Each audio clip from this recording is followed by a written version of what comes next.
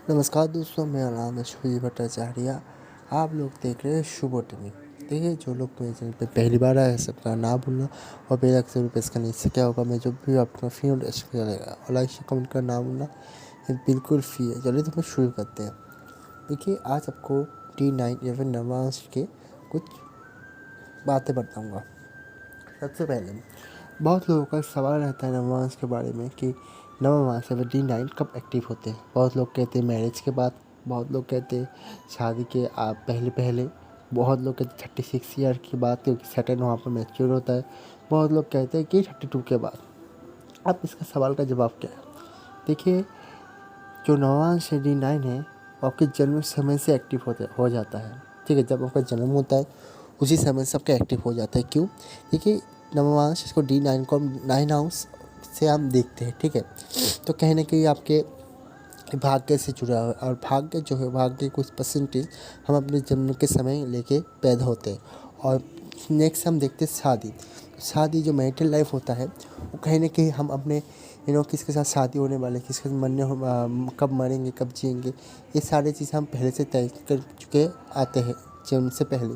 तो कहीं ना कहीं उसी समय से D9 या फिर आपका नवमांश तैयार हो जाता है। हमारा जन्म के समय ये एक्टिव हो जाता है। तो कहीं ना कहीं आपके जन्म के समय से और मरण के बाद भी ये एक्टिव रहता है। और नेक्स्ट सवाल का जवाब होता है, सबसे बड़ा राजयोग में से एक राजयोग के नवमांश से बनता है। हाँ, नवमांश से अब सबसे बड़ा राजयोग में से एक राजयोग बनता है जो आपके हाउसेस से बनता है। मैंने हर योग के वीडियो में बताया था कि आपके हाउसेस से योग बनते हैं वो हमेशा जन्म के शुरू से लेकर एकदम आखिर तक रहते हैं और उसका फल सबसे ज़्यादा मिलता है। ठीक है, तो यहाँ से कौन से योग बनते हैं? आपका D9 पे जो D9 लग्न चार्ट के जो लग्न है, अगर सेम लग्न यहाँ पर बन जाए तो ये राजयोग की तरह होता है। तो इंसान बहुत ज़्यादा कॉन्फिडेंस होता है, उसका व्यक्तित्व बहुत ही बढ़िया होता है, उनकी बातें जो होते हैं बातों में शिकर रहता है। आप उसको कमज़ोर पर्सनैलिटी वाले व्यक्ति नहीं कह सकते।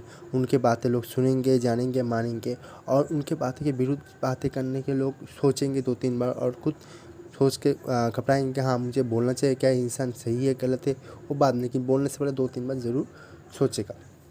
अब नेक्स्ट, क्या D9 हमें D1 की तरह देखना चाहिए? क्या उसकी तरह हमें उनको जैसे D1 को देख कर हम रेमेडीज़ बताते हैं आपके ये करना चाहिए, आपको ये नहीं करना चाहिए, उसी तरह हम क्या D9 को देख कर रेमेडीज़ दे सकते हैं? क्या D9 को हम सही कर सकते हैं, उसको देख कर रेमेडीज़ दे सकते हैं? तो इसका जवाब है नहीं। आपको सिर्फ जो रेमेडीज़ देना है वो कहीं ना कहीं आप अपने D1 को देख के देंगे तो तभी ये बहुत ही बढ़िया होगा, D9 को नहीं। तो D9 को आप अगर सही करने जाएंगे तो कहीं ना कहीं लग्न चार्ट भी गलत हो सकते हैं। तो लग्न चार्ट को देख के आपको अंगूठी पहना, अंगूठी अगर दान करना है दान, मंत्र पाठ करना है मंत्र पाठ कीजिए, अगर आपको यज्ञ करना है यज्ञ कीजिए। जो आपको रेमेडी सही लगे D1 को देखेंगे न कि D9 को। अब नेक्स्ट सवाल आता है, अगर मेरा कोई प्लान D1 में उच्च का है और D9 में जाके नीच का हो गया, क्या इसका फल मुझे बुरा मिलेगा या फिर बहुत ही बढ़िया मिलेगा? और उसी तरह एक और सवाल रहता है, अगर D1 में नीच का है वहाँ पर उच्च का है तो क्या होगा?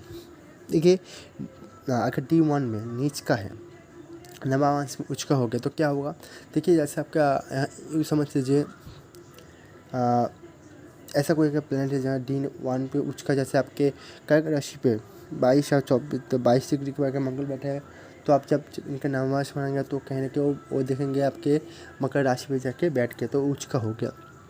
ठीक है, तो क्या होता है यहाँ पर इंसान अपने लाइफ में मेहनत करके, ठीक है, मेहनत करके उस मंगल को अपने कार्य के ज़रिए हो, अपनी बातों के ज़रिए हो, अपने कॉन्फिडेंस के ज़रिए हो, या फिर कह लीजिए अपने भगवान के भक्ति के ज़रिए हो, या फिर शायद उसका इस तरह के कार्य करके वो इंसान अपने मंगल को उच्च का बना लिया, बुध को उच्च का बना लिया। मतलब वो अपने मेहनत से जो ख़राब चीज़ है उसको पॉजिटिव में बदल दिया लाइफ में।